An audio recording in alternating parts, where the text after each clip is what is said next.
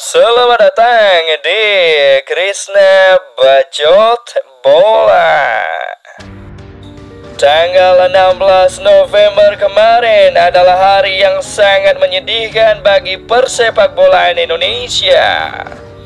Bagaimana tidak, dua level tim nasional Indonesia yang sedang bertanding di ajang internasional kompak mengalami kekalahan.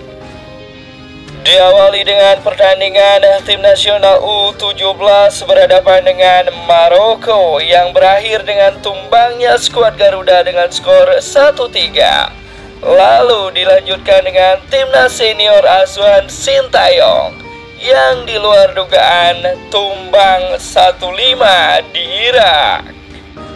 Bagaimana bisa tim nasional senior yang sudah diisi banyak pemain naturalisasi serta banyak pemain yang bermain di luar negeri bisa begitu mudah dibantai dengan skor 1-5? Simak video ini sampai habis. Di jadwal resmi FIFA sebelum Indonesia memutuskan bertamu ke Basra, Irak, sebenarnya skuad Garuda yang terlebih dahulu menjamu Irak di Jakarta. Namun karena Indonesia menggelar Piala Dunia U17, maka Indonesia memutuskan bertamu ke kandang Irak terlebih dahulu. Untuk dapat beradaptasi lebih lama dengan cuaca di sana, tim nasional Indonesia asuhan Sintayong memutuskan berangkat pada tanggal 12 November, lebih cepat 4 hari dari laga perdana yang berlangsung 16 November. Sadar dengan ketangguhan dari skuad Irak, Sintayong bahkan sampai-sampai mengirim 2 analisnya ke Irak guna memata-matai strategi permainan dari Irak.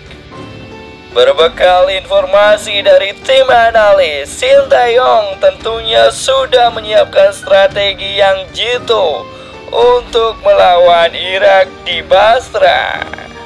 Akibat terlalu percaya diri, Sintayong akhirnya salah pilih starting 11 pemain saat itu menurut Mimin. Ada 2 kesalahan. Yang pertama adalah mencadangkan Sandy Walsh dan memainkan Adam Malistiano. Kemudian yang kedua adalah mencadangkan Rafael Strike dan memainkan Dendi Sulistiawan yang jelas-jelas hanya bisa berlari-lari saja. Di samping kesalahan pemilihan starting 11, Mimin juga lihat kesalahan taktik Sintayong dalam berhadapan dengan Irak. Di pertandingan tersebut sangat jelas terlihat Sintayong mengandalkan bermain bertahan dan mengandalkan counter attack yang cepat. Semuanya nampak lancar di awal-awal babak pertama, sebelum akhirnya Mark Anthony Glock memperlihatkan rapuhnya barisan pertahanan Indonesia lewat salah kontrol yang ia lakukan, sehingga berbuah gol pembuka dari tuan rumah Irak. Di samping kesalahan elementer yang dilakukan oleh Mark Anthony Glock, Mimin pikir ada andil kurang kokohnya Nadeo Argawinata di sektor penjaga gawang. Bagaimana tidak, tendangan pertama dari Irak langsung berbuah gol. Mental tim nasional Indonesia makin hancur dengan terciptanya gol kedua Irak lewat jalur gol bunuh diri dari Jordi Amat. Dari hasil laga perdana kualifikasi Piala Dunia Zona Asia putaran kedua ini, Mimin bisa ambil kesimpulan bahwa Indonesia belum pernah teruji tampil di luar kandang. Bila kita tarik ke belakang laga uji coba yang dilakukan oleh tim nasional Indonesia dari melawan Curaçao hingga Argentina, semuanya dilakukan di kandang, yaitu di Indonesia, bukannya laga tandang ke kandang mereka. Dampaknya di laga melawan Irak, bermain di hadapan sekitar 65.000 pendukung Irak di Stadion Basra, Indonesia tampaknya kalah mental sebelum bertanding.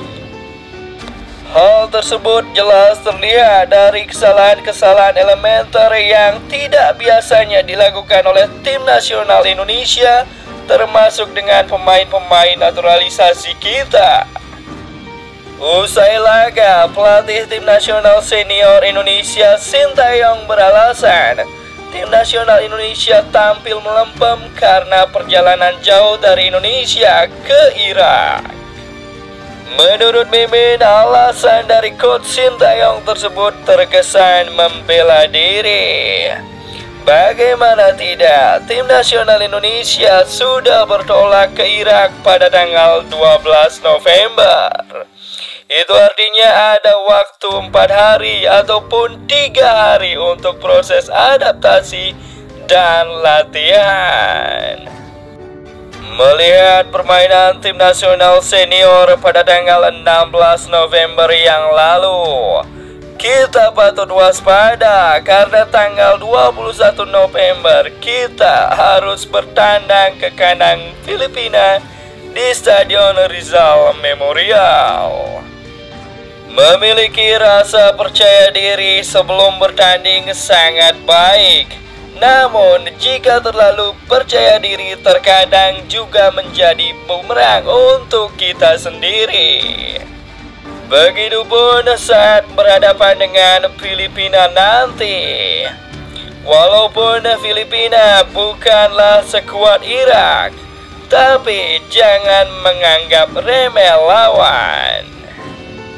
Bagaimana menurut kalian? Tuliskan pendapat kalian di kolom komentar. Jangan lupa like, share, dan juga subscribe channel ini agar channel ini semakin berkembang.